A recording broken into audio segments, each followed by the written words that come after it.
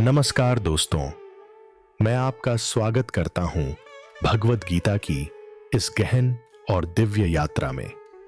हम अब पहुंच चुके हैं इस अद्भुत श्रृंखला के 10वें अध्याय पर, विभूति योग यानी भगवान की दिव्य विभूतियों का रहस्य। इस अध्याय में भगवान श्री कृष्ण खुद अपने बारे में बताते हैं, अपनी उन शक्तियों के बारे में जो इस पूरे ब्रह्मांड में हर जगह बिखरी हुई हैं। हर सुंदरता, हर शक्ति, हर प्रेरणा उनकी ही झलक है। यह अध्याय सिर्फ एक दर्शन नहीं, बल्कि ईश्वर को अनुभव करने का एक अनोखा तरीका है। यह जानने का अवसर है कि कहां-कहां हैं वो संकेत जो भगवान की उपस्थिति का प्रमाण है। यहां अर्जुन श्रद्धा से पूछते हैं कि हे माधव, आप कौन हैं? आपकी दिव्यता को कैसे समझें? और फिर कृष्ण मुस्कुराकर कहते हैं, मैं सब में हूं, पर सब मुझे नहीं जानते। आज के इस अध्याय में हम जानेंगे ईश्वर की उन अनंत विभूतियों को जो हमारे आसपास, हमारे भीतर और इस सृष्टि के हर अणु में विद्यमान हैं। तो आइए एक शांत मन से, एक खुले दिल से श्री कृष्ण के स्वरूपों को जानने, उन्हें अनुभव करने और उनके तेज में खो जाने के लिए तैयार हो जाइए। ध्यान से सुनिएगा, क्योंकि यह अध्याय आपकी भगवान को देखने की दृष्टि ही बदल सकता है। अध्याय 10, विभूति योग।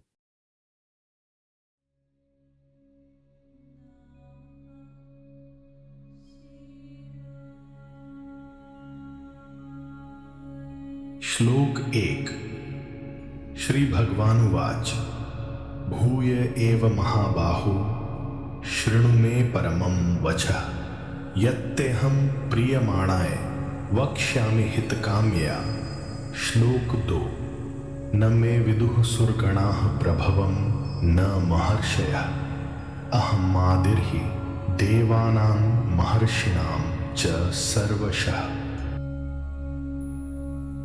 इसका हिंदी भावार्थ यह है कि श्री भगवान ने कहा, हे महाबाहो अर्जुन, एक बार फिर तू मेरे उस परम रहस्य युक्त वचन को सुन, जिसे मैं तुझसे विशेष प्रेम के कारण और तेरे कल्याण की इच्छा से कहने जा रहा हूं। मैं जो कहूंगा वो तुझे भीतर से बदल देगा, क्योंकि ये केवल ज्ञान नहीं है, ये आत्मा की सीधी झलक है। देवताओं की भीड़ और महान ऋषि भी मेरी उत्पत्ति को नहीं जानते, क्योंकि मैं ही समस्त देवताओं और महर्षियों का आदि स्वरूप हूं। मैं उनकी सृष्टि से पहले था, मैं ही उनका कारण हूं। इसीलिए मेरे स्वरूप को समझना साधारण बात नहीं है। मैं परम कारण हूं, हर आरंभ का आरंभ। इस श्लोक में भगवान श्री कृष्ण अर्जुन से कहते हैं कि मैं फिर से तुझे अपने गूढ़ और परम रहस्य को बताने जा रहा हूं। इसका कारण है मेरा तुझसे प्रेम और तेरा हित चाहना। भगवान यहां दर्शाते हैं कि भगवत गीता सिर्फ तर्क नहीं, हृदय से भी जुड़ी है। ये श्लोक भावनात्मक है, जैसे कोई सच्चा मित्र या गुरु अपने शिष्य से मन की बात कह रहा हो। भगवान कहते हैं कि न तो देवता और न ही महर्षि मेरी उत्पत्ति या वास्तविक स्वरूप को समझ सकते हैं, क्योंकि वे सभी मेरे ही द्वारा उत्पन्न हुए हैं। भगवान का तात्पर्य है कि वे स्वयं अनादि हैं, जिनका कोई प्रारंभ नहीं है। यहां वह यह भी दर्शाते हैं कि आत्मज्ञान और ईश्वर ज्ञान तर्क और परंपरागत बुद्धि से परे है। इसलिए उन्हें जानने के लिए भक्ति और समर्पण आवश्यक है। आज की भागती दुनिया में जब कोई हमें सच्चा मार्गदर्शन देना चाहता है, तो वो केवल ज्ञान नहीं देता, वो हमारी भलाई के लिए देता है। भगवान भी यहां यही कर रहे हैं। वो अर्जुन से प्रेम करते हैं, इसलिए सत्य साझा कर रहे हैं। यह श्लोक हमें सिखाता है, जो सच में तुम्हें चाहता है वही तुम्हें सत्य से मिलवाता है, भले वो कठोर क्यों न लगे। हम अक्सर सोचते हैं कि हम सब कुछ जान सकते हैं, विज्ञान, इतिहास, तर्क, लेकिन भगवान इस श्लोक में याद दिलाते हैं कुछ सत्य ऐसे हैं जो अनुभव और भक्ति से ही समझे जा सकते हैं, जिसे दुनिया के सबसे ज्ञानी भी नहीं समझ सके। उसे कोई अपने अहंकार से नहीं, केवल समर्पण से ही जान सकता है। यह श्लोक हमारी ज्ञानी होने की लालसा को नम्रता में बदल देता है।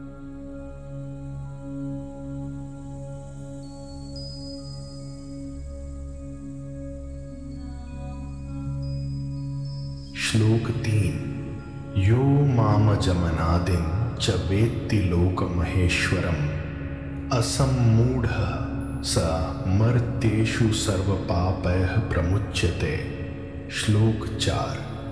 बुद्धिर्ज्ञानमसम्मोहः क्षमा सत्यमदं दमः सुखं दुःखं भवो भावो भयं चाभयमेव च।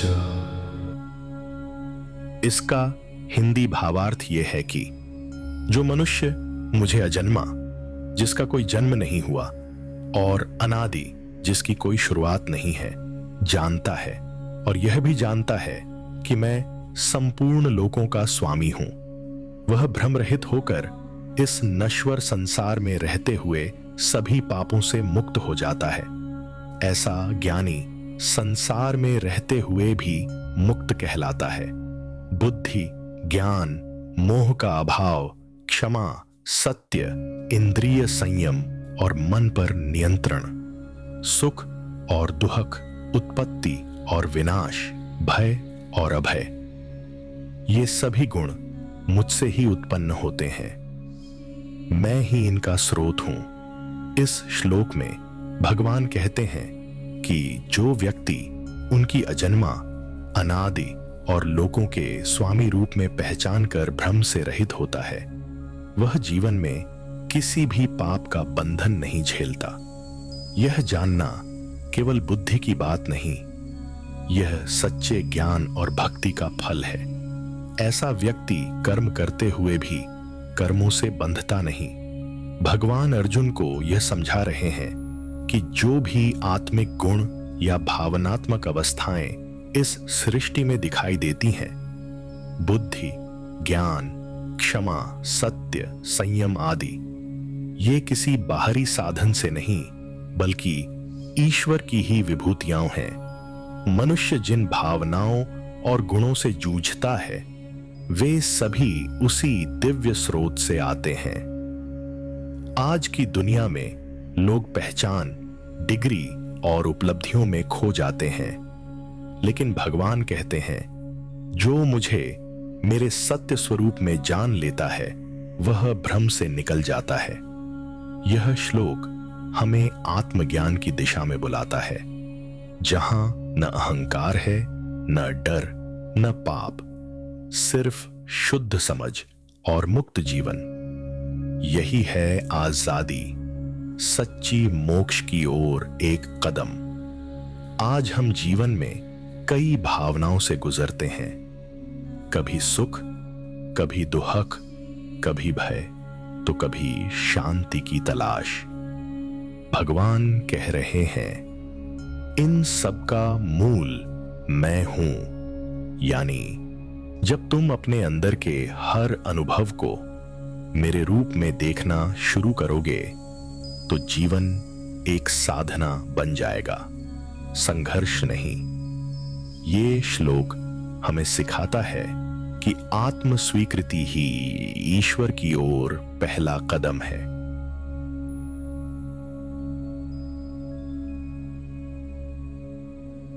श्लोक 5।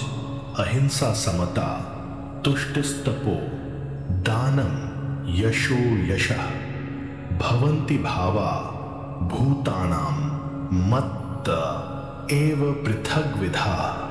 श्लोक 6। महर्षयः सप्त पूर्वे चत्वारो मनवस्तथा, मद्भावा मानसा जाता येषं लोक इमाः प्रजाः।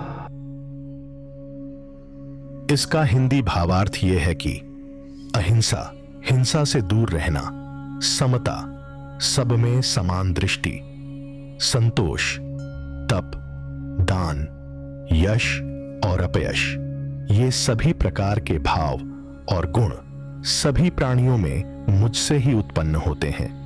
प्राचीन काल के 7 महर्षि और 4 सनकादि ऋषि तथा प्रथम मनु, ये सभी मेरे ही संकल्प से उत्पन्न हुए। ये सभी मेरे ही चेतन स्वरूप से मानसिक रूप से प्रकट हुए हैं। इन्हीं से आगे चलकर समस्त सृष्टि की रचना हुई है। इस प्रकार समस्त जीवों की उत्पत्ति का मूल कारण मैं ही हूं।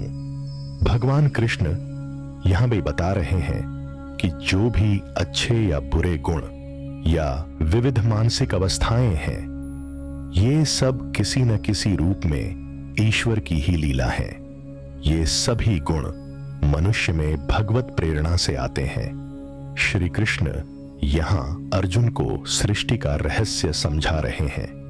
वो कहते हैं कि ब्रह्मांड की शुरुआत में जो सप्तर्षि और मनु उत्पन्न हुए, वे मेरे मन से उत्पन्न दिव्य आत्माएं हैं। वे स्वतः सृजित हैं। इन ऋषियों और मनुओं से ही आगे पूरी मानव जाति की रचना हुई। अर्थात मैं ही आदि कारण हूं और सृष्टि की हर नींव में मेरा ही अंश है। हम अक्सर सोचते हैं कि अहिंसा, संतोष या यश पाने की भावना मनुष्य के अपने प्रयास से आती है। लेकिन श्री कृष्ण यहां कहते हैं, तुम्हारे भीतर जो भी ऊंचे या नीचे भाव हैं, वो भी मुझसे ही हैं। जब हम अपने भीतर के गुणों को अपना मानना छोड़ देते हैं, तब अहंकार गिरता है और भक्ति की राह खुलती है। आज जब हम अपने इतिहास, संस्कृति और पूर्वजों पर गर्व करते हैं, तो यह समझना चाहिए कि उनका मूल आधार कोई दिव्य चेतना है। भगवान श्री कृष्ण ये याद दिला रहे हैं कि हर विचारशील आत्मा, हर संत, हर ऋषि, सब उनकी ही उत्पत्ति है। इसीलिए जब हम अपनी जड़ों को समझते हैं, तो हमें उस परम स्रोत से जुड़ने का प्रयास भी करना चाहिए।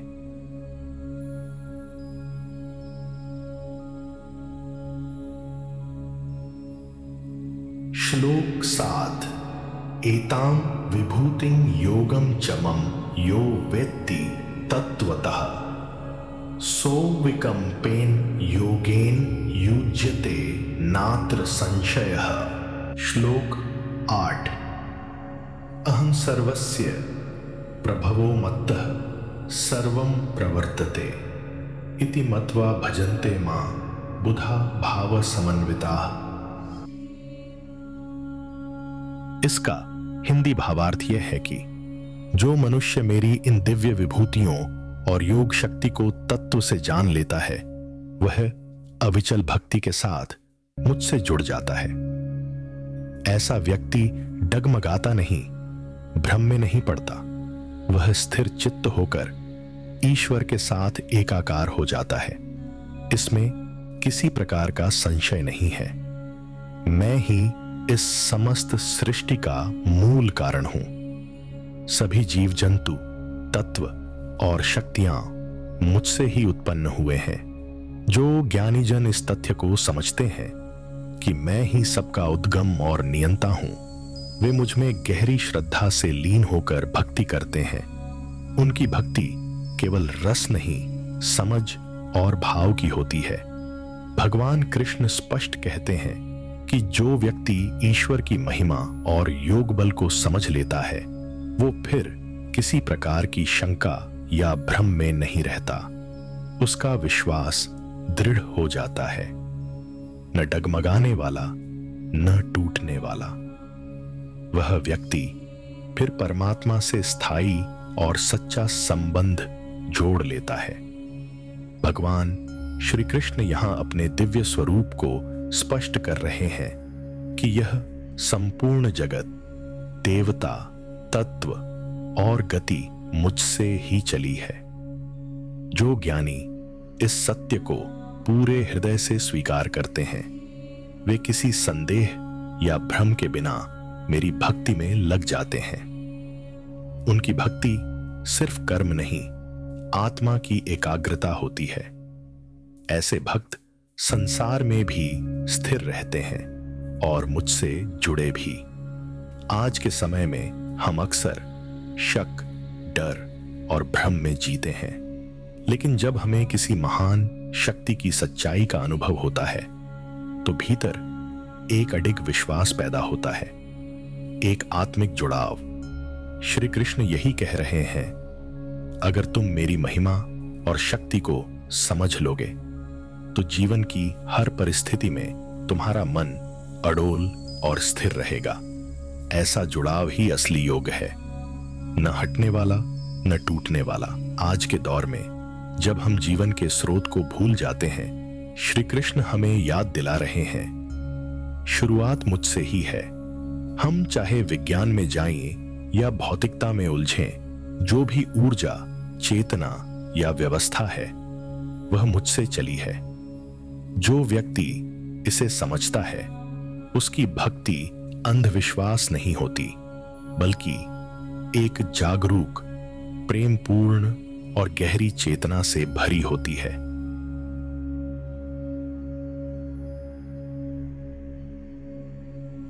श्लोक 9। मच्चित्ता मद्गत प्राणा बोधयन्तः परस्परम कथयन्तश्च मां नित्यं तुष्यन्ति च रमन्ति च। श्लोक 10। तेषां सततयुक्तानां भजतां प्रीतिपूर्वकं ददामि बुद्धियोगं तं येन मामुपयान्ति ते। इसका हिंदी भावार्थ यह है कि जो भक्त अपने चित्त को मुझ में ही स्थिर रखते हैं और जिनका जीवन, सांसें और ऊर्जा मुझ में लीन है, वे एक दूसरे से मेरी ही बातें करते रहते हैं। हर दिन मेरे विषय में चर्चा करके प्रसन्न होते हैं। मेरे नौसबई गुण और लीलाओं में उन्हें सुख मिलता है। ऐसे भक्त मेरी भक्ति में रमते और संतुष्ट रहते हैं। जो भक्त निरंतर प्रेम पूर्वक मेरी भक्ति में लीन रहते हैं, जो अनन्य भाव से मुझे ही जीवन का आधार मानते हैं, ऐसे भक्तों को मैं दिव्य बुद्धि और विवेक प्रदान करता हूं। वह विशेष ज्ञान उन्हें मुझ तक पहुंचने का मार्ग दिखाता है। मैं स्वयं उनके मार्गदर्शक बनकर उन्हें दिशा देता हूं। मेरी कृपा से वे मेरे स्वरूप की अनुभूति करते हैं। इस श्लोक में भगवान अपने सच्चे भक्तों की पहचान बता रहे हैं। वे भक्त जो मन, प्राण और चेतना से श्री कृष्ण में लीन हैं, आपस में ज्ञान का आदान प्रदान करते रहते हैं। यह भक्तों का एक दिव्य, आनंदमय, सच्चा जीवन होता है। इस श्लोक में भगवान यह आश्वासन देते हैं कि जो भक्त सच्चे प्रेम और निरंतर भाव से उनकी भक्ति करते हैं, उनके भीतर वह ज्ञान स्वयं प्रकट करते हैं जो उन्हें मोक्ष की ओर ले जाए। यह बुद्धि योग व्यक्ति को आत्मा और परमात्मा से जोड़ता है। यह सामान्य ज्ञान नहीं, बल्कि आध्यात्मिक बोध होता है। ईश्वर की कृपा से ही यह उच्च ज्ञान संभव होता है। आज जब लोग सत्संग और संवाद से दूर होते जा रहे हैं, जब लोग आत्मसंदेह और दिशाहीनता से घिरे होते हैं, यह श्लोक याद दिलाता है, सच्चा आनंद किसमें है। जिनका जीवन किसी ईश्वरीय उद्देश्य से जुड़ता है, वे केवल अकेले ध्यान नहीं करते, बल्कि एक दूसरे को जागृत करते हैं। ऐसे लोग सत्संग में, संवाद में, भक्ति की बातों में रमते हैं। उनका जीवन न तो खाली होता है, न ही अशांत। आज भगवत भक्ति केवल पूजा नहीं, एक उच्च चेतना का मार्ग है। जब हम निष्ठा से समर्पित रहते हैं, बुद्धि भी दिव्य हो जाती है। ईश्वर खुद हमारे भीतर वह निर्णय शक्ति जगाते हैं। सच्चे प्रेम और भक्ति से जीवन का मार्ग स्पष्ट हो जाता है।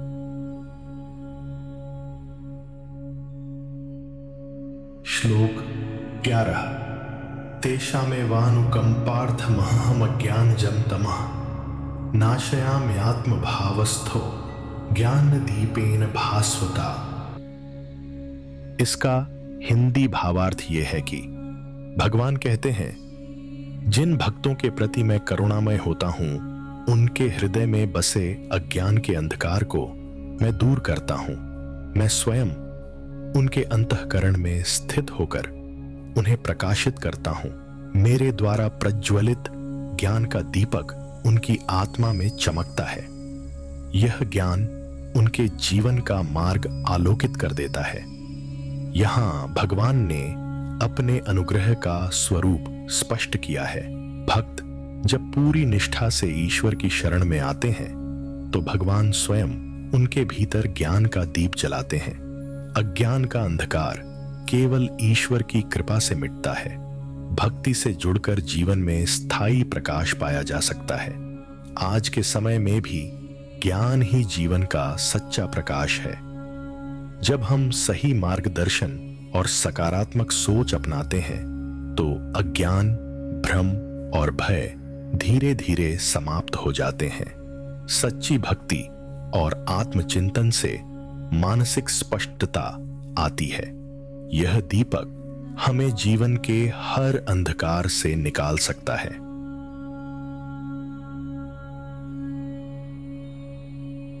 श्लोक 12। अर्जुन उवाच परं ब्रह्म परं धाम पवित्रं परमं भवान पुरुषं शाश्वतं दिव्यमादिदेवमजं विभुम्। श्लोक 13। आहुस्त्वां ऋषयः सर्वे देवर्षिर्नारदस्तथा असितो देवलो व्यासः स्वयं चैव ब्रवीषि मे। इसका हिंदी भावार्थ यह है कि आप परम ब्रह्म हैं जो सभी से श्रेष्ठ और अद्वितीय हैं। आप सर्वोच्च धाम हैं जहां शांति और आनंद का वास है। आप परम पवित्र हैं जिनका कोई दोष कभी नहीं छू सकता। आप शाश्वत पुरुष हैं जो काल और जन्म से परे हैं। आप आदि देव हैं जिनसे सबकी उत्पत्ति हुई है। आप सर्वव्यापक हैं जो हर जगह उपस्थित रहते हैं। हे कृष्ण, सभी महान ऋषि आपको परम पुरुष मानते हैं। देवर्षि नारद भी आपके दिव्य स्वरूप का गुणगान करते हैं। ऋषि असित, महर्षि देवल और वेद व्यास भी यही कहते हैं। आप स्वयं भी मुझे यही सत्य स्पष्ट रूप से बताते हैं। आपके स्वरूप की महिमा प्राचीन काल से घोषित होती आई है। यह सत्य अनेक प्रमाणों से सिद्ध है और निर्विवाद है। यहाँ अर्जुन भगवान कृष्ण की महिमा का गुणगान कर रहे हैं।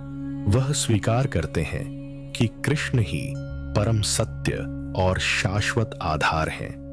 कृष्ण की दिव्यता समय, स्थान और मृत्यु से परे है। उनकी पवित्रता इतनी महान है कि कोई भी कलुष उसे छू नहीं सकता।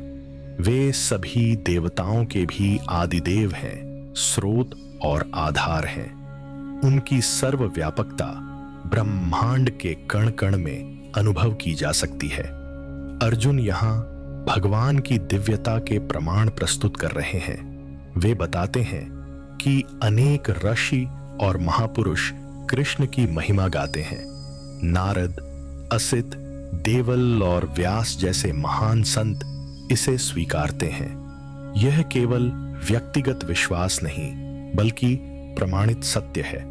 भगवान स्वयं भी अर्जुन को यह दिव्य ज्ञान देते हैं। इससे कृष्ण के दिव्य स्वरूप की सर्वमान्यता सिद्ध होती है। जीवन में यदि हमें एक स्थायी अडिग आधार चाहिए तो वह परम सत्य है। जो व्यक्ति उच्चतम मूल्यों और सत्य से जुड़ता है वही शांति पाता है। असली पवित्रता बाहरी दिखावे में नहीं बल्कि भीतर की निर्मलता में है। यदि हम स्रोत को पहचान लें तो भ्रम अपने आप मिटने लगता है। यह श्लोक सिखाता है कि हमें अपने जीवन में एक दिव्य केंद्र चाहिए। वही केंद्र हमें हर परिस्थिति में स्थिर और शांत रखता है। सत्य वही है जो समय और परिस्थितियों से परे होता है। जब विभिन्न स्रोत एक ही बात कहें तो उसकी विश्वसनीयता बढ़ती है।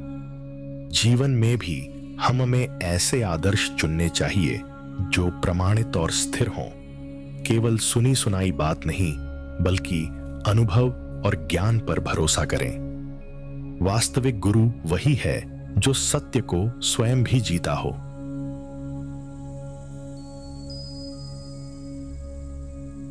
श्लोक 14। सर्वमेतदृतं मन्ये यन्मां वदसि केशव, न हि ते भगवन् व्यक्तिं विदुर्देवा न दानवा। श्लोक 15। स्वयमेवात्मनात्मानं विद्ध त्वं पुरुषोत्तम, भूत भावन भूतेश देवदेव जगतपते। इसका हिंदी भावार्थ यह है कि हे केशव, जो कुछ भी आप मुझे कहते हैं मैं उसे सत्य मानता हूं। हे भगवान, आपकी दिव्य महिमा को न देवता जान पाते हैं न दानव। आपका स्वरूप और सामर्थ्य सभी की समझ से परे है। आपके बारे में केवल वही जान सकता है जिसे आप कृपा करें। आपकी लीला और स्वरूप अनंत, असीम और अद्भुत हैं। देव दानव सभी आपकी पूर्णता को समझने में असमर्थ हैं।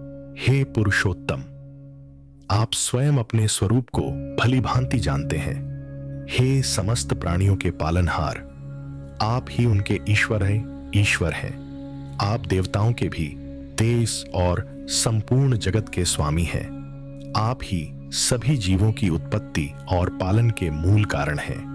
आपका अस्तित्व और शक्ति सभी सीमाओं से परे है। आपके समान कोई अन्य नहीं है। अर्जुन यहां भगवान के वचनों पर पूर्ण विश्वास व्यक्त करते हैं। वे मानते हैं कि कृष्ण के ज्ञान में कोई त्रुटि संभव नहीं है।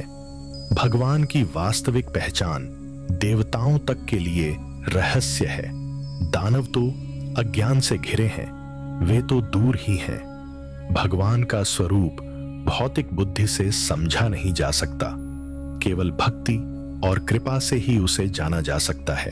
अर्जुन यहां भगवान के परम ज्ञान और स्वरूप की महिमा गाते हैं।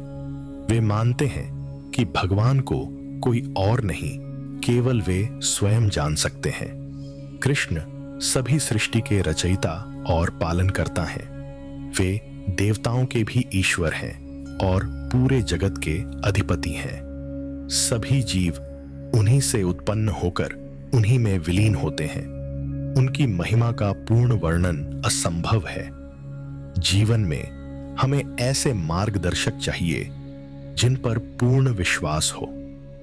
सत्य को समझने के लिए हमें अहंकार छोड़ना पड़ता है। हर सत्य का ज्ञान तर्क से नहीं, अनुभव से भी मिलता है। कुछ वास्तविकताएं केवल आंतरिक परिवर्तन से समझी जाती हैं। जैसे विज्ञान में भी कुछ बातें समय के साथ खुलती हैं। यह श्लोक हमें विश्वास और विनम्रता का महत्व सिखाता है। जीवन में कुछ सच्चाइयां केवल अनुभव से जानी जाती हैं। जैसे ईश्वर की अनुभूति केवल भक्ति और साधना से होती है। जो व्यक्ति अपनी जड़ों को समझता है वही सही मार्ग चुनता है। हमें यह मानना चाहिए कि सृष्टि के पीछे एक उच्च शक्ति है। यह भावना हमें विनम्र और कृतज्ञ बनाती है। विश्वास और श्रद्धा से ही गहरा ज्ञान प्राप्त होता है।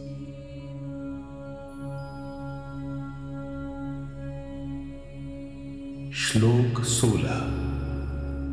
वक्तुमर्हस्य शेषेण दिव्या ह्यात्म विभूतयः, याभिर्विभूतिभिर्लोकानिमांस्त्वं व्याप्य तिष्ठसि। श्लोक 17। कथं विद्यामहं योगिंस्त्वां सदा परिचिन्तयन्, केषु केषु च भावेषु चिन्त्योऽसि भगवन्मया। इसका हिंदी भावार्थ यह है कि हे प्रभु, आप अपनी दिव्य विभूतियों का विस्तार से वर्णन कीजिए। इन विभूतियों के द्वारा आप संपूर्ण लोकों को व्याप्त करते हैं। आपके स्वरूप और शक्ति की कोई सीमा नहीं है। आपकी महिमा सभी जगतों में समान रूप से विद्यमान है। आपके प्रभाव से ही यह सृष्टि संचालित होती है। आप ही सबका आधार और जीवन शक्ति हैं। हे योगेश्वर, मैं आपको कैसे जान सकता हूं? मैं आपको सदा किस प्रकार मनन करता रहूं? आप किन किन रूपों और भावों में स्मरणीय हैं? किस किस स्वरूप में आपकी उपासना करनी चाहिए? आपको निरंतर अनुभव करने का सही तरीका क्या है? हे प्रभु, इस रहस्य को मुझे स्पष्ट बताइए। अर्जुन यहां कृष्ण से उनकी सभी दिव्य शक्तियों का वर्णन मांगते हैं। वे जानना चाहते हैं कि भगवान किन किन रूपों में प्रकट होते हैं। कृष्ण की विभूतियां संपूर्ण जगत को आच्छादित करती हैं। प्रकृति, समय, ज्ञान और ऊर्जा सब उन्हीं से हैं। उनकी उपस्थिति हर जगह है, चाहे वह दृश्य हो या अदृश्य। इससे अर्जुन का विश्वास और भक्ति और प्रबल हो। अर्जुन यहां भगवान से साधना का व्यावहारिक मार्ग पूछते हैं। वह जानना चाहते हैं कि कृष्ण को हमेशा कैसे स्मरण करें। भगवान अनेकों रूपों और शक्तियों में विद्यमान है। योगी के लिए उनका हर पल स्मरण ही साधना है। जीवन के हर पहलू में ईश्वर को देखना ही भक्ति है। अर्जुन इस कला को जानकर अपनी साधना को पूर्ण करना चाहते हैं। हमारे जीवन में भी अनगिनत दिव्य विभूतियां होती हैं। ये हमारे गुण, प्रतिभा और सकारात्मक ऊर्जा के रूप में होती हैं। जब हम इन्हें पहचानते हैं तो जीवन का दृष्टिकोण बदल जाता है। हर चीज में ईश्वर का अंश देखना आंतरिक शांति लाता है। इससे हम हर परिस्थिति में कृतज्ञ बने रहते हैं। सच्ची सफलता इन्हीं दिव्य गुणों का सदुपयोग करने में है। आज के समय में सदैव स्मरण का अर्थ है सजग रहना। हर कार्य में दिव्यता और सकारात्मकता को देखना चाहिए। ईश्वर को याद रखना केवल पूजा का समय नहीं है, यह तो जीवन की हर सांस में उनका आभास है। जब हम ऐसा करते हैं तो मन अशांत नहीं होता। यही निरंतर ध्यान हमें सच्ची शांति और शक्ति देता है।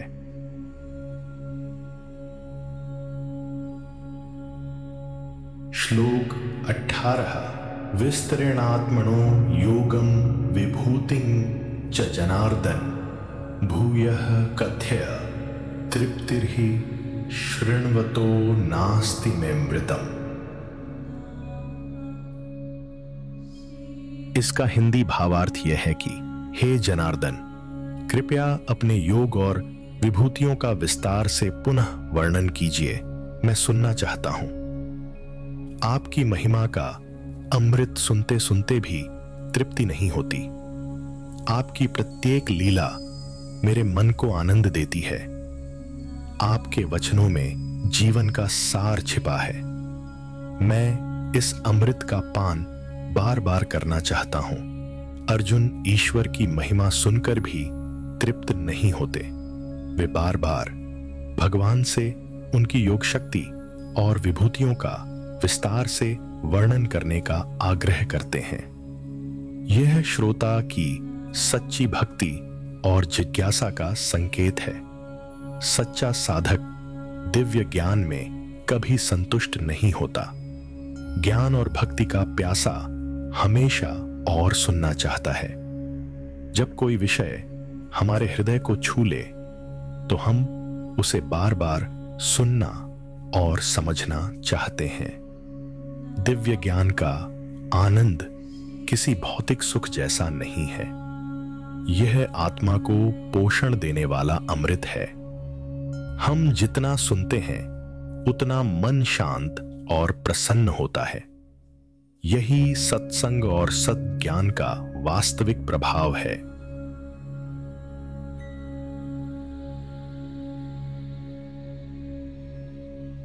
श्लोक 19।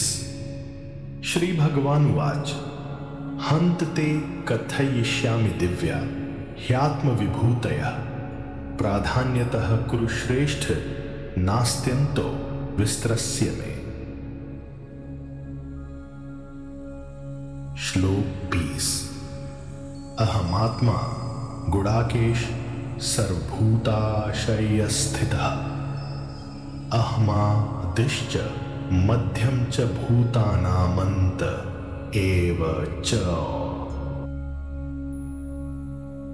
इसका हिंदी भावार्थ यह है कि श्री भगवान बोले, हे कुरुश्रेष्ठ, अब मैं तुम्हें अपनी मुख्य और दिव्य विभूतियों का वर्णन करूंगा। मेरी महिमा का विस्तार असीम और अनंत है। मैं केवल उनके प्रमुख अंश ही बताऊंगा। मेरी विभूतियां सभी दिशाओं में फैली हुई हैं। उनका कोई अंत या सीमा नहीं है। मैं सभी प्राणियों के हृदय में स्थित उनका आत्मस्वरूप हूं। मैं ही सबका आदि हूं, मध्य हूं और अंत भी मैं ही हूं। संपूर्ण सृष्टि मेरे ही द्वारा प्रारंभ होती है और मुझ में ही विलीन हो जाती है। मैं ही सृष्टि का आधार और अंत हूं।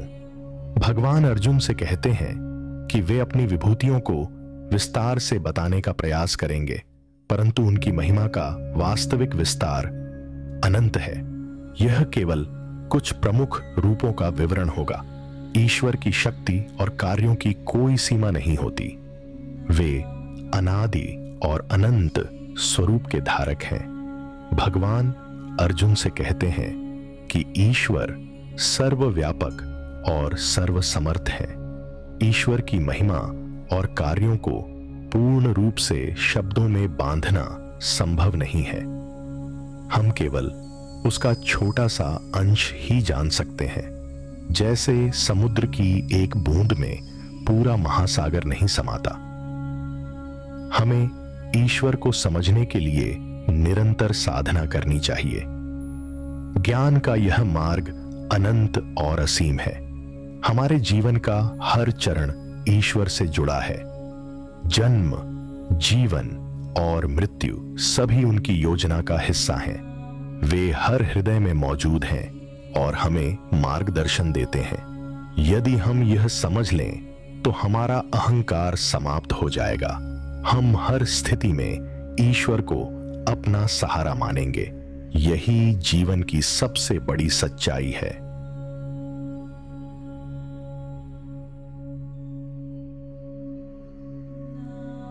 श्लोक 21।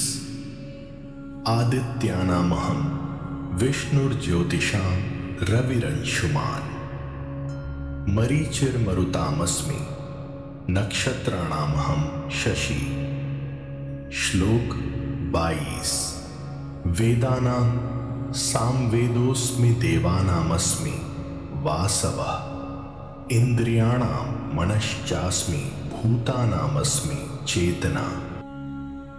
इसका हिंदी भावार्थ यह है कि भगवान कहते हैं, आदित्यों में मैं विष्णु हूं, प्रकाश देने वालों में मैं तेजस्वी सूर्य हूं, सभी मरुतों वायु देवताओं में मैं मरीचि हूं और सभी नक्षत्रों में मैं चंद्रमा हूं। मैं ही वह शक्ति हूं जो इन सबको प्रकाशित और जीवनदायी बनाती है। मेरे बिना इन सब का अस्तित्व अधूरा है। मैं वेदों में सामवेद हूं जो गान और भक्ति की मधुरता का प्रतीक है। देवताओं में मैं इंद्र वासव हूं जो शक्ति और नेतृत्व का प्रतीक है।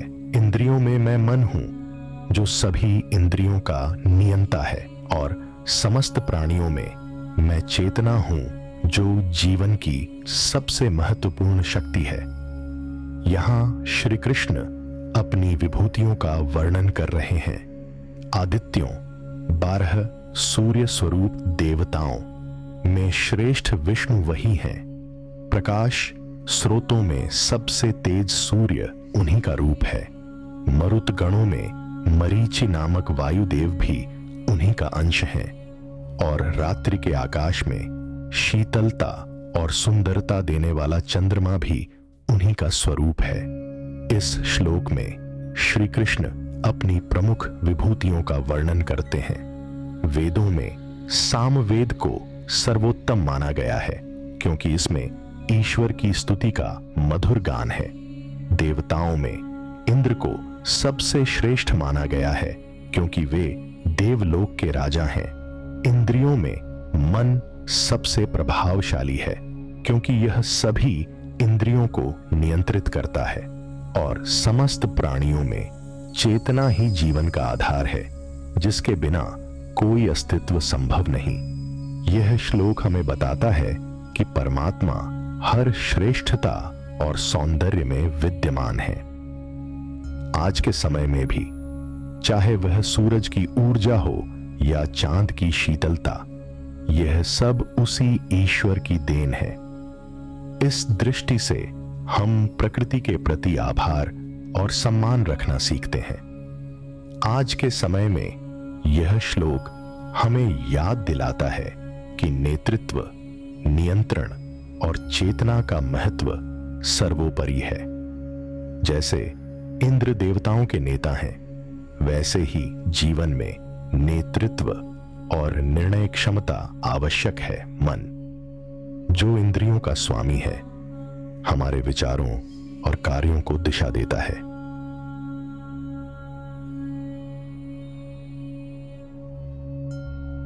श्लोक 23।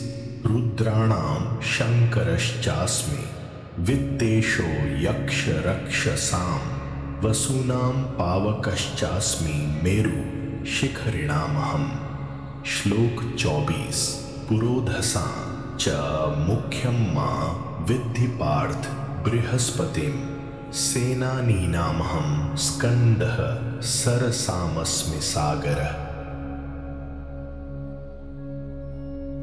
इसका हिंदी भावार्थ ये है कि हे अर्जुन, मैं रुद्रों में स्वयं शंकर भगवान हूं। मैं यक्ष और राक्षसों में धन के स्वामी कुबेर हूं। वसुओं में मैं अग्निदेव, प्रकाश और ऊर्जा का स्रोत हूं। मैं पर्वतों में सर्वोच्च और दिव्य सुमेरु पर्वत हूं। सभी में श्रेष्ठ और अद्वितीय स्वरूप मैं ही हूं। मेरी महिमा सृष्टि के हर कोने में प्रकट होती है। हे पार्थ, पुरोहितों में मुझे बृहस्पति जानो। मैं सेनापतियों में देवताओं के सेनापति स्कंद हूं। सभी जलाशयों में मैं विशाल और गंभीर सागर हूं। मैं वह हूं जो सभी को दिशा और शक्ति देता हूं। मेरे स्वरूप में ज्ञान, वीरता और गहराई समाहित है। हर श्रेष्ठता का मूल मैं ही हूं। भगवान कृष्ण स्वयं को रुद्रों में शंकर के रूप में बताते हैं। वे पर्वतों में मेरु हैं, जो सबसे ऊंचा और स्थिर है। इन उपमाओं से भगवान अपनी सर्वोच्चता स्पष्ट करते हैं। हर क्षेत्र में वे सर्वश्रेष्ठ रूप में विद्यमान हैं। कृष्ण बताते हैं कि पुरोहितों में वे बृहस्पति हैं, जो देवताओं के गुरु और ज्ञान के स्रोत हैं। सेनापतियों में वे स्कंद शब्दानाव कार्तिकेय हैं, वीरता के प्रतीक। जलाशयों में वे सागर हैं, जिसकी गहराई असीम है। ये उपमाएं बताते हैं कि वे हर क्षेत्र में श्रेष्ठ हैं। ज्ञान, शक्ति और स्थिरता में उनका कोई समान नहीं। जीवन में हर क्षेत्र का एक शिखर व्यक्तित्व होता है। जो सर्वोच्च है वही सभी के लिए प्रेरणा बनता है। ज्ञान, धन और शक्ति का सही उपयोग करना ही श्रेष्ठता है। हमें अपने क्षेत्र में मेरु पर्वत जैसा अडिग रहना चाहिए। श्रेष्ठता के साथ विनम्रता और सेवा का भाव आवश्यक है। सच्चा नेतृत्व वही है जो सबके कल्याण हेतु कार्य करे। जीवन में हमें ज्ञान, नेतृत्व और धैर्य तीनों चाहिए। ज्ञान मार्ग दिखाता है, वीरता हमें आगे बढ़ाती है, धैर्य और गहराई हमें स्थिर बनाए रखते हैं। श्रेष्ठता पाने के लिए इन तीनों का संतुलन आवश्यक है। जो इन्हें अपनाता है वही जीवन में विजेता बनता है। नेतृत्व का अर्थ है सबको साथ लेकर आगे बढ़ना।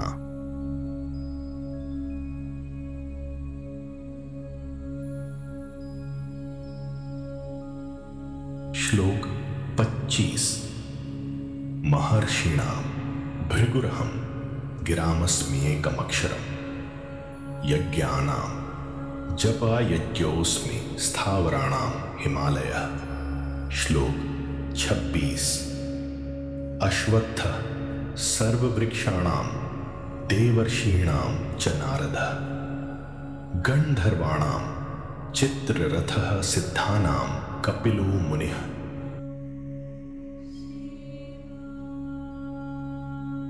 इसका हिंदी भावार्थ यह है कि महर्षियों में मैं भृगु ऋषि हूं, जो ज्ञान और तप का प्रतीक है।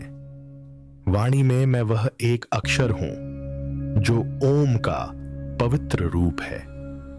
यज्ञों में मैं जप यज्ञ हूं, जो मन से किया जाने वाला श्रेष्ठ यज्ञ है। अचल स्थावरों में मैं महान हिमालय हूं, जो दृढ़ता और महिमा का प्रतीक है।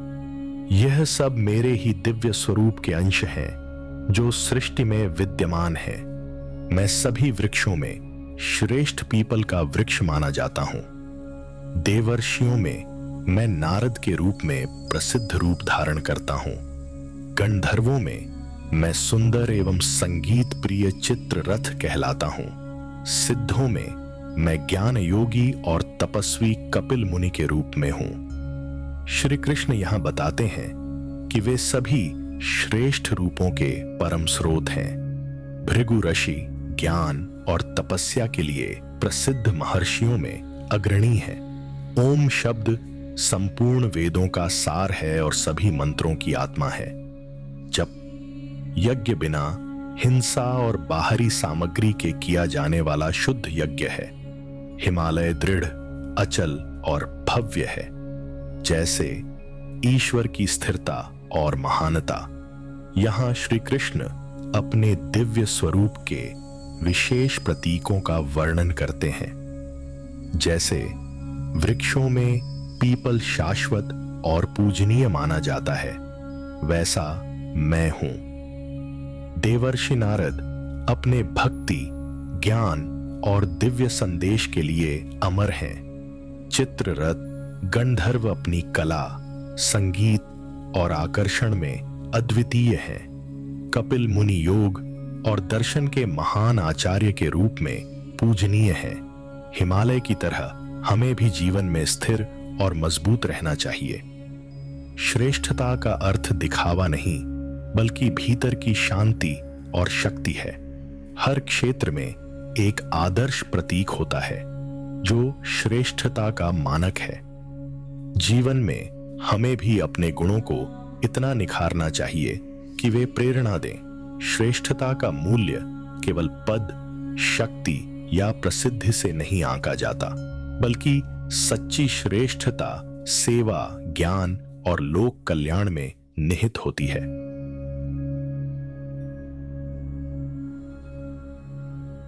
श्लोक 27। उच्चैः श्रवसं श्वानां विद्धि माम् अमृतोद्भवम् ऐरावतं गजेन्द्राणां नराणां च नराधिपम्। श्लोक 28। आयुधानामहं वज्रं धेनूनामस्मि कामधुक् प्रजनश्चास्मि कंदर्पः सर्पाणामस्मि वासुके। इसका हिंदी भावार्थ यह है कि सभी घोड़ों में मैं वह उच्चैःश्रव हूं जो अमृत से उत्पन्न हुआ। सभी हाथियों में मैं वह ऐरावत हूं जो गजों का राजा है।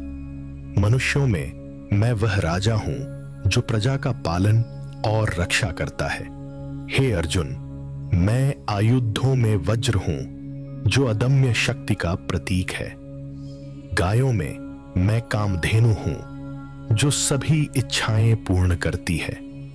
सृष्टि में सृजन हेतु उत्पन्न होने वाले प्रेम का भी मैं ही रूप हूं। सर्पों में मैं वासुकी हूं जो नागों का महान राजा है। इन सभी रूपों में मेरा ही दिव्य तेज प्रकट होता है। मैं ही इन श्रेष्ठताओं के पीछे का परम कारण हूं। भगवान यहां अपने रूपों में श्रेष्ठ और अद्वितीय प्रतीकों का वर्णन कर रहे हैं। दिव्य अश्व समुद्र मंथन के समय प्रकट होकर श्रेष्ठता का प्रतीक बना। उच्चैःश्रव अश्वगति सौंदर्य और बल का परम उदाहरण माना जाता है। ऐरावत इंद्र के वाहन के रूप में देवताओं में प्रसिद्ध और पूजनीय है। ऐरावत श्वेत और दिव्य गज है जो शक्ति और गरिमा का प्रतीक है। राजा वह है जो धर्मपूर्वक प्रजा का मार्गदर्शन और संरक्षण करता है। श्री कृष्ण यहाँ 4 अलग अलग क्षेत्रों की श्रेष्ठताओं को दर्शा रहे हैं। इन उदाहरणों से भगवान बताते हैं कि श्रेष्ठता का स्रोत वही है। आज के समय में वज्र शक्ति और अडिग संकल्प का प्रतीक है। अगर हम इन गुणों को अपनाएं तो जीवन में स्थिरता और सफलता मिलेगी। हर श्रेष्ठता और सद्गुण के पीछे परमात्मा की शक्ति को पहचानना चाहिए।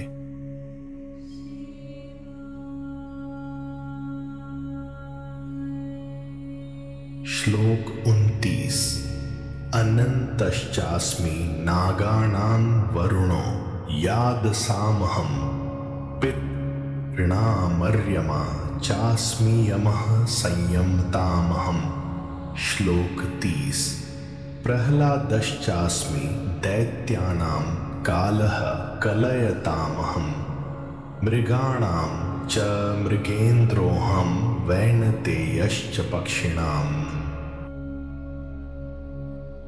इसका हिंदी भावार्थ यह है कि हे अर्जुन, मैं नागों में अनंत हूं जो सहस्र फनों वाला शेषनाग है। जलचर प्राणियों में मैं वरुण हूं जो समुद्र और जल का अधिपति है।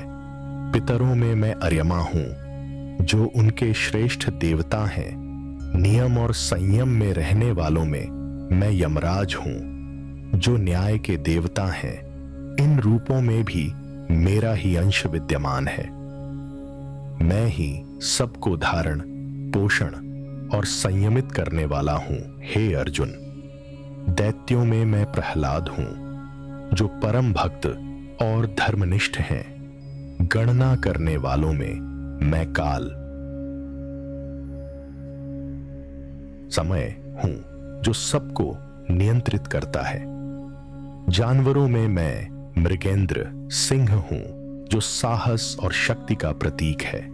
पक्षियों में मैं वैनतेय गरुड़ हूं जो तेज बल और सेवा का प्रतीक है। अनंत शेषनाग भगवान विष्णु के शय्या स्वरूप हैं जो असीम धैर्य और स्थिरता का प्रतीक है। वरुण जल का स्वामी है जो जीवन के लिए आवश्यक तत्व का प्रतिनिधित्व करता है। अर्यमा पितरों के देवता हैं जो वंश परंपरा और पूर्वजों का सम्मान दर्शाते हैं। यमराज न्याय नियम और अनुशासन के प्रतीक हैं। भगवान इन सब श्रेष्ठताओं में अपने ही स्वरूप को दिखाते हैं। इससे स्पष्ट है कि दिव्यता हर क्षेत्र में व्याप्त है। प्रहलाद का उल्लेख यह दर्शाता है कि भगवान अपने भक्तों के हृदय में भी निवास करते हैं, चाहे वे असुर कुल में ही क्यों न जन्मे हों। समय सर्वोच्च नियंता है, कोई भी उसकी सीमा से बाहर नहीं जा सकता। सिंह शक्ति, निडरता और नेतृत्व का प्रतीक है। गरुड़ जो भगवान विष्णु के वाहन हैं, सेवा और भक्ति का चरम उदाहरण है। हर क्षेत्र में भगवान की शक्ति को पहचानना हमें विनम्र और संतुलित बनाता है। समय का मूल्य पहचान कर उसका सदुपयोग करना चाहिए। ईश्वर की शक्ति हर साहस, समय, भक्ति और सेवा में विद्यमान है।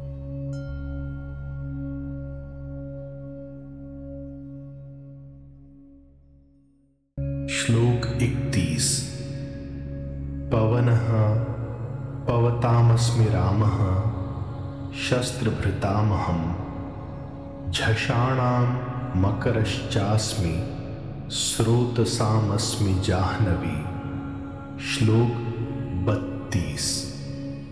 सर्गाणामादिरन्तश्च मध्यं चैवाहमर्जुन अध्यात्म विद्या विद्यानां वादः प्रवदतामहम्। इसका हिंदी भावार्थ यह है कि भगवान कहते हैं, पवित्र करने वाली शक्तियों में मैं वायु हूं, शस्त्रधारियों और वीर योद्धाओं में मैं पराक्रमी राम का स्वरूप हूं, जलचर प्राणियों में मैं महासामर्थ्यशाली और बलवान मकर हूं, नदियों में मैं पुण्यदायिनी और मोक्षदायिनी गंगा का स्वरूप हूं। हर श्रेष्ठ शक्ति, हर महानता, हर पवित्रता मुझ में ही निहित है। मैं ही जगत की सभी ऊंचाइयों और आधार का परम कारण हूं। हे अर्जुन, मैं ही सभी सृजन का आदि और अंत हूं। संसार की हर रचना और विनाश का मूल मैं ही हूं। सभी विद्याओं में श्रेष्ठ अध्यात्म विद्या का स्वरूप भी मैं हूं। जो ज्ञान आत्मा और परमात्मा को जोड़ता है वही मेरा रूप है।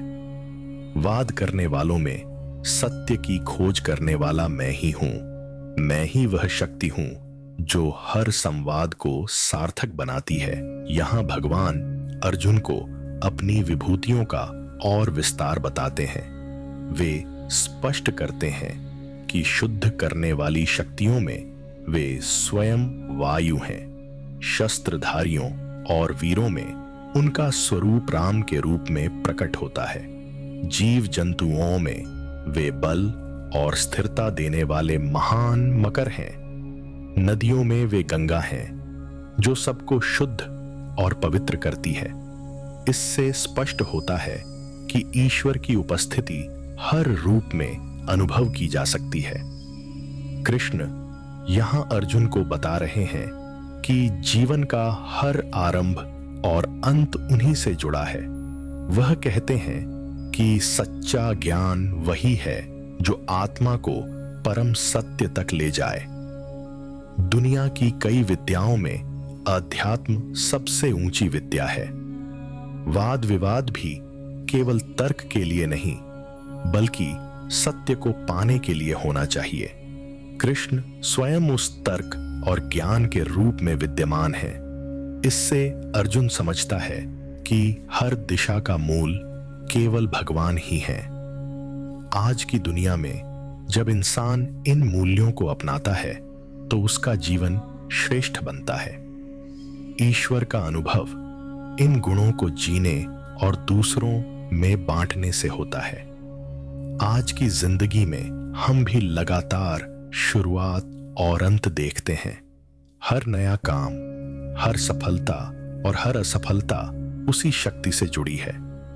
सच्ची शिक्षा वही है जो हमें आत्मा से जोड़ती है। बहसें और चर्चाएं केवल जीतने के लिए नहीं होनी चाहिए। जब हम संवाद को सत्य की ओर ले जाते हैं वहीं आध्यात्मिकता है। जीवन का सार यह है कि हर काम का मूल भगवान ही है।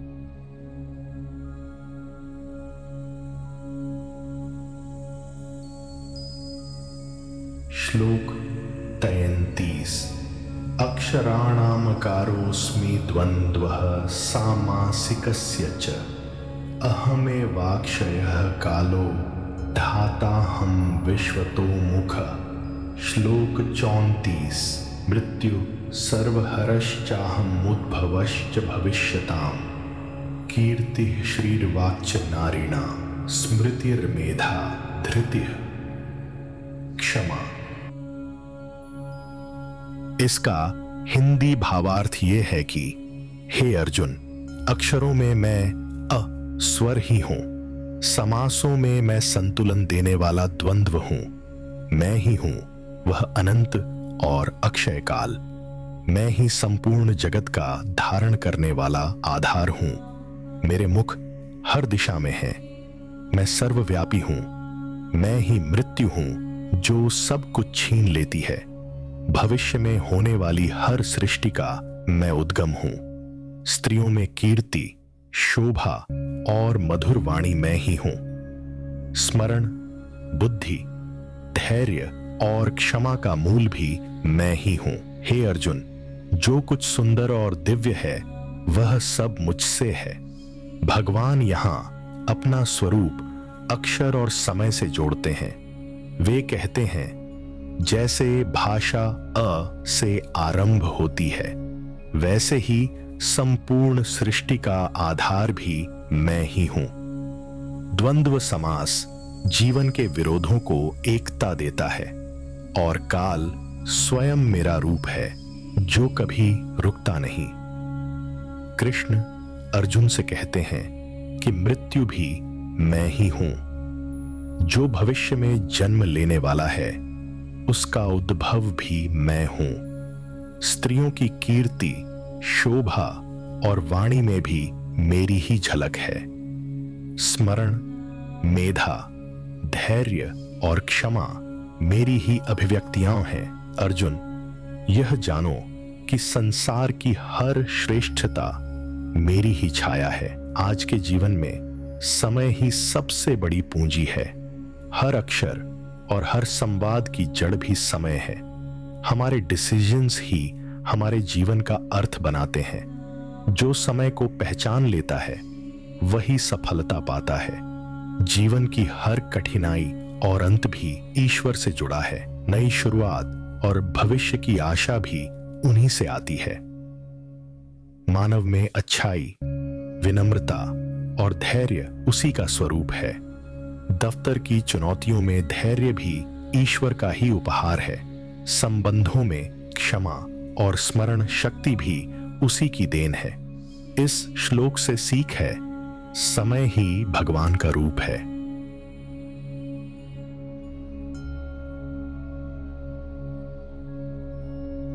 श्लोक 35। बृहत् साम तथा सामनाम गायत्री छंदसामहम मासानां मार्गशीर्षोऽहं ऋतूनां कुसुमाकरः। श्लोक 36। द्यूतं छलयतामस्मि तेजस्तेजस्विनामहम् जयोस्मि व्यवसायोस्मि सत्वं सत्ववतामहम्।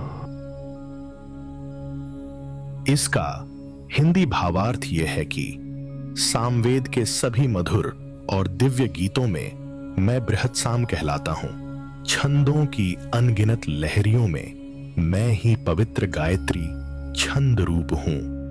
सभी महीनों में मार्गशीर्ष मास का महत्व सबसे अधिक माना जाता है, वही मैं हूं। ऋतुओं में वह वसंत जो पुष्पों और सुगंध से जग को भर देता है, वही मैं हूं। हे अर्जुन, संसार की हर श्रेष्ठता, माधुर्य और दिव्यता का मूल स्रोत मैं ही हूं। अर्जुन, छल करने वालों में भी द्यूत का रूप मैं ही हूं। तेजस्वी और पराक्रमी व्यक्तियों की चमक मेरा ही तेज है। विजय और सफलता का मूल कारण भी मैं ही हूं। दृढ़ निश्चय और अटल संकल्प का आधार पिरामार्गी ही बल है। सज्जनों का सत्व, निर्मलता और शुद्धता भी मेरा ही स्वरूप है। कृष्ण कहते हैं, अर्जुन यह जान लो कि जगत की हर विशेषता और श्रेष्ठता में मेरा ही स्पंदन बसता है। देखो अर्जुन, संसार में छल करने वाले भी हैं और उनका सबसे बड़ा बल जुआ ही है, वह भी मेरा ही रूप है। परंतु जो मनुष्य तेजस्वी है, जिनके भीतर आत्मबल और चमक है, वह भी मेरी ही दी हुई है। युद्ध भूमि में विजय हो या जीवन के हर संघर्ष में सफलता, उसका अंतिम कारण मैं ही हूं। मनुष्य जब अपने निर्णय में अडिग रहता है, उसका वह संकल्प भी मेरे ही प्रकाश से चलता है। जीवन में जो संगीत आत्मा को छूकर भीतर आनंद जगाता है, उसका स्रोत ईश्वर ही है। जो प्रार्थना और मंत्र मनुष्य के जीवन को पवित्र बनाते हैं, उनका आधार भी वही है। समय के प्रवाह में जो क्षण सबसे शुभ और मंगलकारी बनते हैं, उनका अस्तित्व उसी से है। हमारे जीवन में जो ऋतु आनंद और ताजगी से भर देती है, उसका सौंदर्य भी उसी से जुड़ा है। यदि हम ध्यान से देखें तो हर सुंदरता और श्रेष्ठता में भगवान का ही प्रतिबिंब दिखाई देता है। यह श्लोक हमें याद दिलाता है कि जीत और हार का आधार केवल हमारी कोशिश नहीं, ईश्वर की कृपा भी है। मनुष्य का तेज, उसका आत्मविश्वास और उसकी विजय सब किसी दिव्य शक्ति से जुड़ा होता है।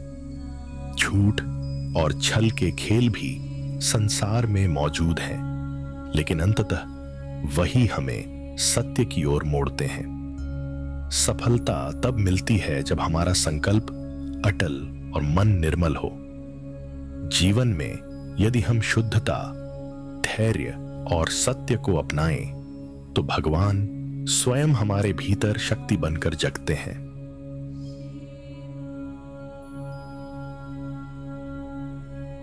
श्लोक 37। कृष्णीनाम वासुदेवोऽस्मि पांडवानां धनंजयः मुनीनामप्यहं व्यासः कवीनामुशना कविः।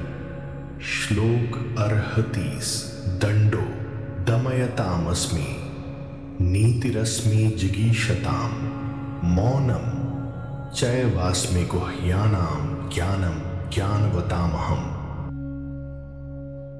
इसका हिंदी भावार्थ यह है कि हे अर्जुन, वृष्णिवंशियों में मैं वासुदेव अर्थात कृष्ण स्वयं हूं।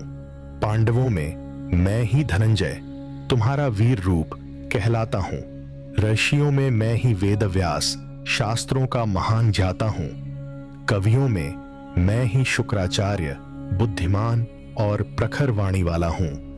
जहां कहीं भी महानता है, वह सब मुझसे ही प्रकट होती है।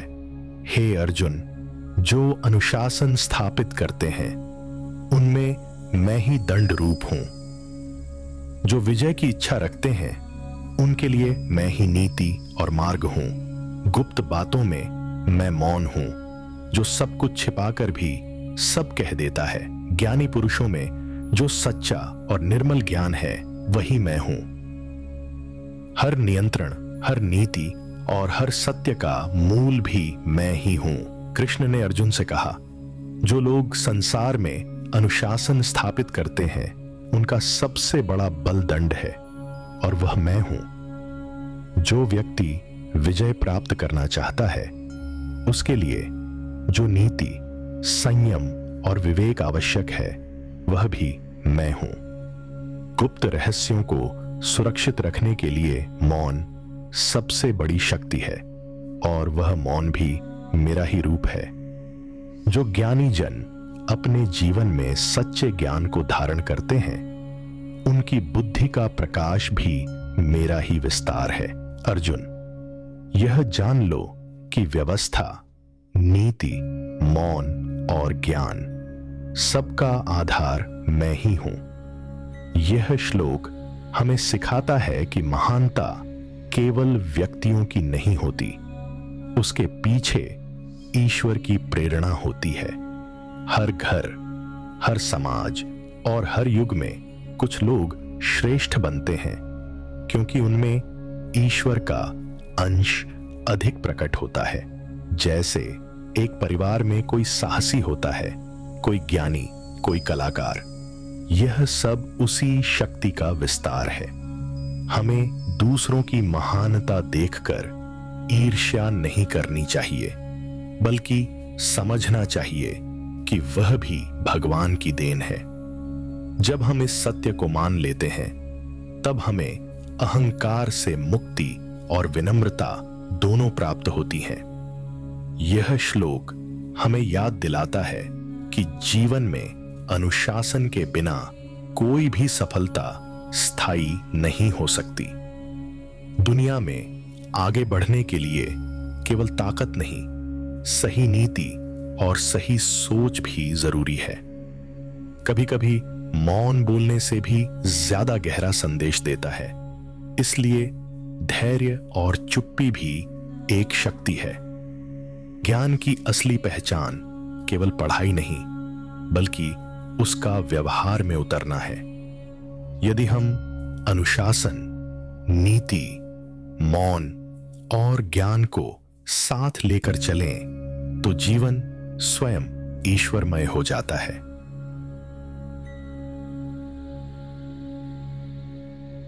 श्लोक 39। यच्चापि सर्वभूतानां बीजं तदहमर्जुन न तदस्ति विना यत्स्यान्मया भूतं चराचरम।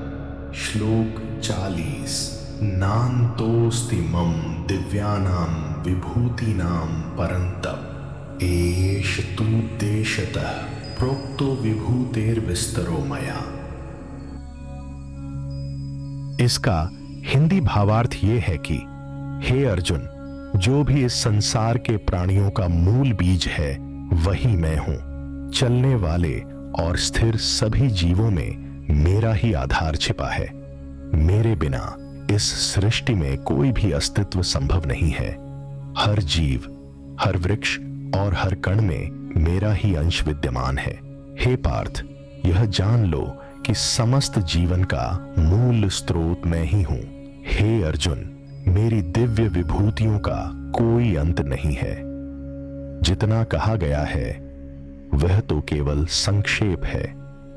मेरी अनंत शक्तियों का विस्तार शब्दों में नहीं समा सकता। संसार की प्रत्येक दिव्यता और महिमा मुझसे ही उत्पन्न है। यह तो केवल तुम्हें समझाने हेतु संक्षेप में कहा गया है। कृष्ण अर्जुन से कहते हैं, देखो अर्जुन, इस संसार में जितने भी जीव हैं उनका मूल बीज मैं ही हूं। सृष्टि का कोई भी तत्व ऐसा नहीं है जो मुझसे अलग होकर अस्तित्व रख सके। जो जीवन शक्ति हर देह को चलाती है वही शक्ति मेरा ही रूप है। कृष्ण अर्जुन से शांत स्वर में कहते हैं, अर्जुन, मेरी विभूतियां और शक्तियां इतनी अनंत हैं कि उनका पूरा वर्णन संभव नहीं। मैंने अब तक जो कुछ कहा है वह केवल एक झलक है। मेरे दिव्य स्वरूप का विस्तार किसी भी वर्णन और भाषा से परे है। यह श्लोक हमें सिखाता है कि जीवन की हर शुरुआत किसी अदृश्य शक्ति से होती है। हम चाहे कितने भी बड़े हों, हमारी जड़ें ईश्वर की ही देन है। प्रकृति, पेड़ पौधे, जीव जंतु और मनुष्य सब उसी शक्ति की कड़ियां हैं। जब हम यह पहचान लेते हैं कि सबका आधार एक ही है तो अहंकार अपने आप मिट जाता है। यह श्लोक हमें बताता है कि ईश्वर की महिमा अनंत और असीम है। हमारी बुद्धि चाहे जितनी बड़ी हो, वह केवल थोड़ी सी झलक ही देख सकती है। यदि हम सोचें कि हमने सब जान लिया तो यह अहंकार है, क्योंकि सच्चाई अनंत है। मनुष्य का कर्तव्य है कि वह विनम्र रहे और हर पल ईश्वर की अनंतता को याद करे।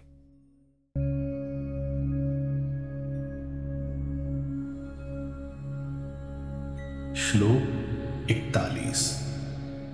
यद्यद्विभूतिमत्सत्वं श्रीमदूर्जितमेव वा तत्देवावगच्छ त्वं मम तेजो अंश संभवम्। श्लोक 42। अथवा बहुनैतेन किं झातेन तवार्जुन विस्तभ्यामिदं कृत्स्नमेकांशेन स्थितो जगत। इसका हिंदी भावार्थ ये है कि हे अर्जुन, जो भी दिव्य शक्तियां तुम देखते हो वे मेरी अनंत महिमा का केवल एक अंश है। तुमने जो अनुभव किया है वह बहुत छोटा है। सारा जगत मेरी शक्ति और तेज से भरा है। हर जीव, हर तारा और हर दिशा मेरा अंश है। मेरी पूरी महिमा को समझना मनुष्य के लिए असंभव है। हे अर्जुन, चाहे कितनी भी चीजें तुम जानो और देखो, सारा जगत मेरे एक अंश में ही समाया है। तुमने जितना अनुभव किया है वह बहुत छोटा है। मैं संपूर्ण जगत का आधार और शक्ति हूं। हर जीव, हर तत्व और हर शक्ति मेरा अंश है। इसीलिए मेरी महिमा की पूरी समझ पाना असंभव है। आज हम अक्सर अपने अनुभव और नतीजों को ही महत्व देते हैं, लेकिन असली शक्ति और प्रभाव ईश्वर की योजना में छिपा है। जो हम देख पाते हैं वह केवल सतही अनुभव है। हमारे प्रयास भी उनके आंशिक रूप में ही फल देते हैं। जब हम हर चीज में ईश्वर की उपस्थिति पहचानते हैं तो जीवन में संतुलन, शांति और प्रेरणा अपने आप आती है। आज के समय में हम अक्सर अपनी समझ और ज्ञान को ही सब कुछ मानते हैं, लेकिन असली व्यापकता और शक्ति ईश्वर के हाथ में है। जो हम देख पाते हैं वह केवल सतह का अनुभव है। हमारे प्रयास भी उनके आंशिक रूप में ही फल देते हैं। जब हम हर चीज में ईश्वर की उपस्थिति पहचानते हैं तो जीवन में संतुलन, समझ और प्रेरणा अपने आप मिलती है।